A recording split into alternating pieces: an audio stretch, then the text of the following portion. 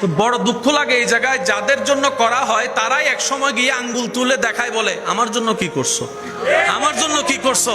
যাদেরকে খাওয়ায় তারাই এক সময় গিয়ে বলে কয় বেলা খাওয়াইছো, এত চিল্লে চিল্লে কথা বলো। এই জায়গায় বড় দুঃখ লাগে।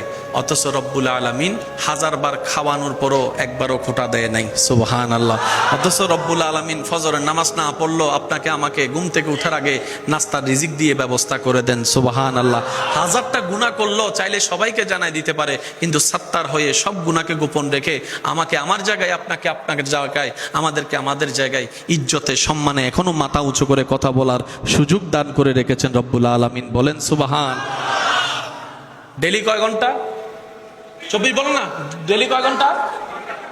24 ঘন্টার হিসাব কি মিলছে? জোরে বলেন না। এবার অন্যের দিকে তাকানোর দরকার নাই। এতদিন পর্যন্ত 24 ঘন্টা কিভাবে কাটাইছি নিজেকে প্রশ্ন করলেই বাকফল চলে আসবে।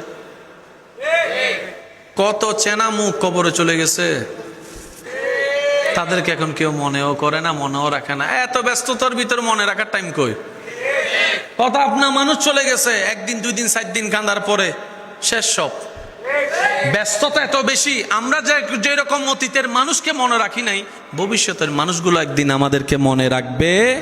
সেজন্য বলে যাই ভাই, দিলটা দুনিয়ার সাথে লাগায়েন না, দিলটা স্বামীর সাথে স্ত্রীর সাথে লাগানোর মতো এমনভাবে লাগায়েন না দুনিয়ার সাথে যেন ওখান থেকে আঘাত আসলেই আপনি ভেঙে যান, ওভাবে লাগান না।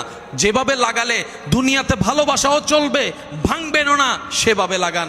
আর দিলটা যদি লাগাতেই মন চায়, একটা কাজ করুন, রবের রহমতের দরবারের সাথে লাগাই দেন, রবের রহমতের দরবারের সাথে লাগাই দেন, বান্দা হিসেবে, উম্মত হিসেবে নবীর দরবারের সাথে লাগাই দেন। যেখান থেকে শুধু দয়ায় আসবে, কখনো দিল ভাঙ্গা হবে। আর একটু জোরে বলেন, দিল ভাঙ্গা হবে।